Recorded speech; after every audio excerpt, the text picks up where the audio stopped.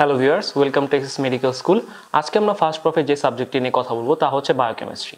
তো আগের অ্যানাটমি এবং ফিজিওলজির মতোই আমরা এই সাবজেক্টটা সম্পর্কে কিছু কোয়েশ্চেনারি এবং তার উত্তর দিয়ে আমরা তোমাদের সাথে ব্যাপারটা ডিসকাস করব। তো চলো শুরু করা যাক। প্রথমে আমরা যেটা শুরু করবো সেটা হচ্ছে বায়োকেমিস্ট্রি সম্পর্কে একটা ইন্ট্রোডাক্টরি ধারণা আমি তোমাদের দিতে চাই। তোমরা সবাই হয়তো জানো যে আমরা কেমিস্ট্রি যেভাবে পড়েছি তারই একটি পরবর্তী ভার্সন হচ্ছে মেডিকেল লাইফের biochemistry, that means chemistry of life. এই হিউম্যান বডিতে যত কেমিক্যাল রিয়াকশন, মেটাবলিজম, সেলুলার লেভেলে যত কাজকর্ম হচ্ছে, কীভাবে হচ্ছে স্টেপ বাই স্টেপ, সেগুলো যে সাবজেক্ট আলোচনা করে থাকে তা হচ্ছে বায়োকেমিস্ট্রি। তো তোমরা হয়তো অনেকে মনে করে থাকবে যে কেমিস্ট্রির মতো এটা, কিন্তু আসলে ব্যাপার হচ্ছে যে হ্যাঁ, আমি স্বীকার করছি এটা অনেকটা মুখস্থ নির্ভর, বাট এর মধ্যে কিছুটা আনন্দ বা কিছুটা মজার জিনিস অবশ্যই রয়েছে। যে আমাদের বডিতে রেগুলারলি এত কেমিক্যাল রিয়াকশন হচ্ছে আমাদের অজান্তে, সেটা কিন্তু আমরা জানছি না, কিন্তু এটা কিন্তু হচ্ছে আমাদের রেসপিরেশন বলো বা বিভিন্ন মেটাবলিজম বলো, ডাইজেশন, সব কিছুতে আমাদের এই মেটাবলিজমটা হয়ে যাচ্ছে। তো এইসব নিয়ে আলোচনা করে বায়োকেমিস্ট্রি।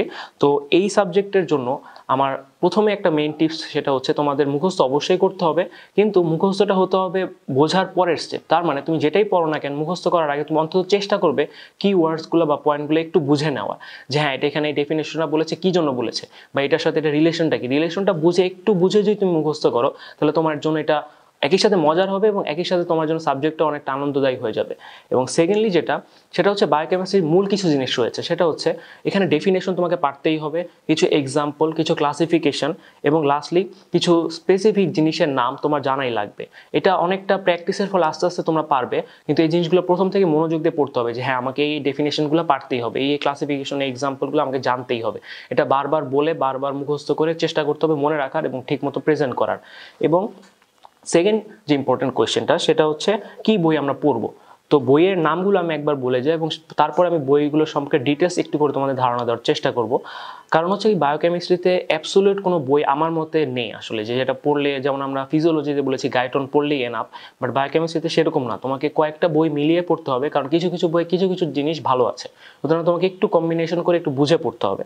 তো যেই কয়েকটা বইয়ের কথা আমি বলবো সেটা হচ্ছে যে লিপিংকট, তারপর হচ্ছে সত্যনারায়ণের বায়োকেমিস্ট্রি, তারপর থার্ড বই যেটা সেটা হচ্ছে এবিসি অফ বায়োকেমিস্ট্রি, যেটা আমাদের বাংলাদেশের মোজাম্মেল হক স্যারের লেখা, এবং লাস্টলি গাইড বলতেই হচ্ছে ব্লুপ্রিন্ট গাইডটা আমি পড়েছিলাম, কিন্তু গাইড আসলে একটা রাখার দরকার আমি মনে করবো বায়োকেমিস্ট্রির ক্ষেত্রে, যেহেতু এই ব্যাপারটা অনেকটা রিটেন বেস বা অনেকটা থিওরিটিক্যাল বেস, আমার মনে হয় একটা রাখলে তোমাদের লাভই হবে আশা করি। তো বইয়ের কথায় আবার চলে এসি, যে লিপিংকট, যেটা লিপিংকটে আমি দেখেছি যে মেটাবলিজম পার্ট, যেটা যে তোমাদের 6টা কার্ডের মধ্যে একটা কার্ড হচ্ছে মেটাবলিজম, ওই কার্ডটা খুব ভালো আছে। তাছাড়াও বিভিন্ন স্ট্রাকচার যেমন কার্বোহাইড্রেট, প্রোটিন, লিপিডস, এগুলো স্ট্রাকচারগুলো বেশ ভালো করে পাশে ছবি দিয়ে সুন্দর করে ডেমনস্ট্রেট করা আছে। এই ছবিগুলো সাধারণত অন্য কোনো বইতে আমার একটা ভালো পাইনি, যেমন বিভিন্ন কার্বোহাইড্রেট, পলিস্যাকারাইড, এগুলো স্ট্রাকচারগুলো খুব সুন্দর করে দেওয়া আছে। এই জন্য ইলাস্ট্রেটিভ বইয়ের জন্য আমার মতে লিপিংকটটা খুবই সুন্দর এবং খুবই মানে বোঝার মতো একটা বই। এই বইটা তোমাদের কাছে রাখতেই হবে, তোমরা এটা থেকে অনেক উপকৃত হবে।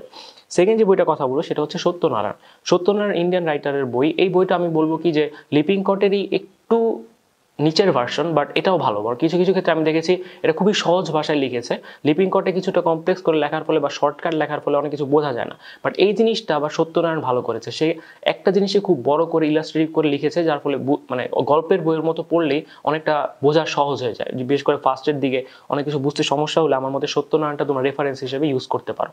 থার্ড যে বইটা কথা হলো সেটা হচ্ছে এবিসি। এবিসি বইটা আমাদের বাংলাদেশের আসপেক্টে অনেক ইম্পর্টেন্ট। ফার্স্টের কয়েকটা কার্ড বাদ দিয়ে লাস্টে তুমি কয়েকটা দেখবা যে লাস্টে ব্লাড রিলেটেড বা বিভিন্ন মেটাবলিজম রিলেটেড কয়েকটা কার্ডের ক্ষেত্রে যেটা আছে যে বাইরের বইগুলোতে সেগুলো নেই। বাংলাদেশের কারিকুলাম ওয়াইজ কিছু কিছু টপিক আছে যেটা এবিসি মোজাম্মেল হক স্যারের বইতেই আছে, সুতরাং এবিসি বইটা তোমাকে রাখতেই হবে এবং লাস্টের দিকে কার্ডগুলোতে এবিসি তোমাকে অনেক হেল্প করবে। এবং ম্যাডামরা দেখা যায় যে এখান থেকে কিছু ডেফিনেশন, এখান থেকে কিছু ভ্যালু, পিএইচ ভ্যালু বা বিভিন্ন কেমিক্যাল ভ্যালুগুলো এখান থেকে রেফারেন্স হিসেবে ইউজ করে, সুতরাং তোমাকে এই বইটাও একটা রাখার মতো বই। লাস্টলি যেটা গাইডের কথা বলবো, গাইডে হচ্ছে রিটেন বেস যে কোয়েশ্চেনগুলো আছে, গাইড ডিফারেন্সগুলো বা এক্সাম্পলগুলো এখানে বেশ সাজানো আছে। এই জন্য তুমি যখন রিটেনের প্রিপারেশন নিবে তোমাকে গাইডটা পাশে রাখলে আশা করি ক্ষতি হবে না, বরঞ্চ লাভ হওয়ার চান্স আছে। তো এই ছিল বইগুলো নিয়ে কথা। এরপর আমরা যে কোয়েশ্চেনটা নিয়ে আলোচনা করবো সেটা হচ্ছে আইটেম বা কার্ডের সময় আমরা কীভাবে প্রিপারেশনটা নিব।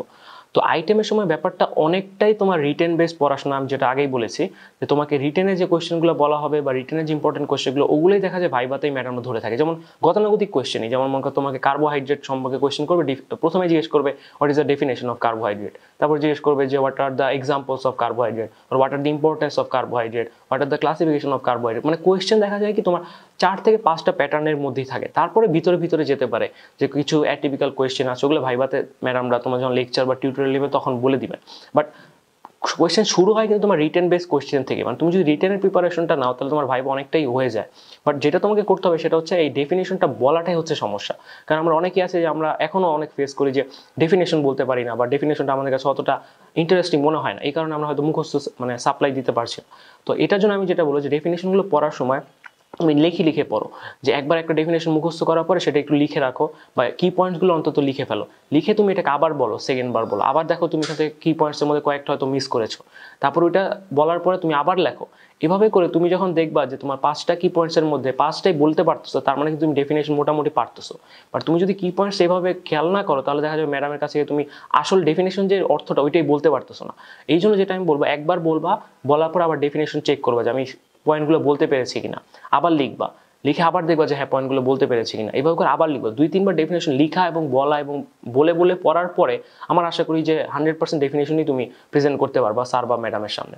তো একইভাবে যখন আমরা রিটেনের জন্য প্রিপারেশনটা নিব, তখন হচ্ছে আমাকে যেটা প্রিপারেশন নিতে হবে সেটা হচ্ছে পুরান যে কোয়েশ্চেন ছিল, পুরান কোয়েশ্চেনের একটা আমাদের হাতের কাছে রাখতে হবে। এটা আমি বলতে ভুলে গিয়েছিলাম যে পুরান কোয়েশ্চেনটা একটা ইনএভিটেবল একটা জিনিস, এটা তুমি হাতের কাছে রাখবে এবং প্রিভিয়াস ইয়ারে যে কোয়েশ্চেনগুলো ছিল সেগুলো তুমি অবশ্যই মার্কিং করে রাখবে, যে এই বছর এই কোয়েশ্চেনটা এসেছিল, এটা আমাকে লিখে রাখতে হবে। নিজের একটা শর্ট নোট রাখবে, এখানে তুমি বায়োকেমিস্ট্রির জন্য যেটা আরেকটা কথা সেটা হচ্ছে যে তোমাকে পয়েন্ট করে অ্যান্সার লিখতে হবে। যেমন তোমাকে একটা ক্লাসিফিকেশন ছিল, তুমি প্রথমে একটা লিখবা যে হ্যাঁ এটা কার্বোহাইড্রেট ক্লাসিফিকেশন, কার্বোহাইড্রেট সম্পর্কে ছোট কয়েকটা নোট দিবা, তারপর তুমি ক্লাসিফিকেশন লিখবা। লাস্টে গিয়ে যদি পারো, যদি সময় থাকে তাহলে কার্বোহাইড্রেটের একটা জেনারেল একটা স্ট্রাকচার বা একটা ফর্মুলা লিখে দেওয়ার চেষ্টা করবা। তাহলে হবে কি ব্যাপারটা মানে একটা কমপ্লিট অ্যান্সার হবে।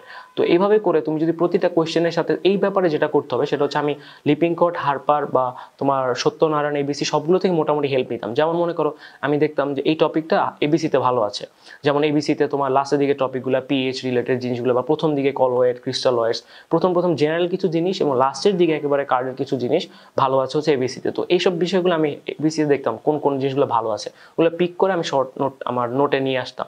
তারপরে যেটা করতাম যে লিপিংকট থেকে ছবিগুলো ভালো আছে বা কোনো ইলাস্ট্রেশন ভালো আছে ওগুলো অ্যাড করে নিতাম। আর যেটা আমার ছিল সত্যনারায়ণ থেকে কিছু ডেসক্রিপশন বা এক্সাম্পল খুব ভালো ছিল, বা রিটেন লেখাগুলো খুব ভালো ছিল, সত্যনারায়ণ থেকে ওইটা পিক করে নিয়ে আসতাম। তো 3-4টা বই মিলে আমার কিন্তু একটা অ্যান্সার রেডি করতে হতো। এভাবে করে তুমি যদি মোটামুটি সবগুলো না পারো বাট 70% বা 60% কোয়েশ্চেন সাজানোর ট্রাই করো, তাহলে তোমার দুইটা লাভ হচ্ছে। এক লাভ হচ্ছে তোমার 3টা বই মোটামুটি পড়া হচ্ছে, কারণ তুমি ঘাটছো, রিসার্চ করছো। সেকেন্ড যেটা হচ্ছে সেটা হচ্ছে তোমার কোয়েশ্চেনটাও কিন্তু একবারে কমপ্লিট হচ্ছে, এটা গাইডের মতো হচ্ছে না বা অন্য কারো মতো হচ্ছে না, ইউনিক একটা অ্যান্সার হচ্ছে। এটা দেখে টিচাররা বুঝবে যে না ছেলেটা কষ্ট করেছে বা অনেক গ্যাদার করে সে অ্যান্সারটা রেডি করেছে।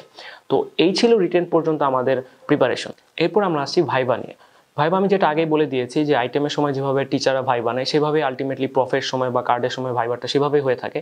তোমার কিছু স্পেসিফিক কার্ড দেওয়া থাকবে, কার্ডের মধ্যে কোয়েশ্চেন দেওয়া থাকবে যে কার্বোহাইড্রেট থেকে কিছু কোয়েশ্চেন, লিপিড থেকে কিছু কোয়েশ্চেন, বা প্রোটিন থেকে কোয়েশ্চেন, বা মেটাবলিজম থেকে কোয়েশ্চেন, এরকম ডিফারেন্ট কার্ড থেকে তোমার কোয়েশ্চেনগুলো হয়ে থাকবে। মানে মোটামুটি বলা যায় তুমি যদি রিটেনের কোয়েশ্চেনগুলো সলভ করে যাও তাহলে তুমি দেখা যাচ্ছে 50-60% কোয়েশ্চেন কমন পাচ্ছ। তারপরে লেভেলটু তোমার ডিপেন্ড করবে তুমি বইটা কত ভালো মতো পড়েছো বা লেকচার কীভাবে ফলো করেছো। কারণ দেখা যায় কি লেকচারে ম্যাডামরা অটোমেটিক বলে দেয় যে এই কোয়েশ্চেনটা আমরা ভাইভাতে করি বা এই কোয়েশ্চেনটা আমরা অনেক পছন্দ করি, এটা জানতে চাই। তো এইসব জিনিসগুলো তোমাকে খুঁটিয়ে একটু পড়তে হবে, এটা পারফেকশনের ব্যাপার। প্রথমে আমি যেটা বলবো যে তোমাকে রিটেন একটা প্রিপারেশন ভালো মতো নিতে হবে। এটা শেষ হয়ে যাওয়ার পরে তুমি একটু ডিপে যাবা যে হ্যাঁ বইয়ের এই জায়গায় কী বলছে এটা আমি হয়তো পড়ি নাই, সেই স্কিপ করা পার্টটা তুমি আবার একটু পড়বো। এভাবে করে আমার প্রিপারেশনটা 60% থেকে 70%, 80%, 90%, লাস্টে 100% হবে। একদিনে তো আসলে 100% কখনো সম্ভব না।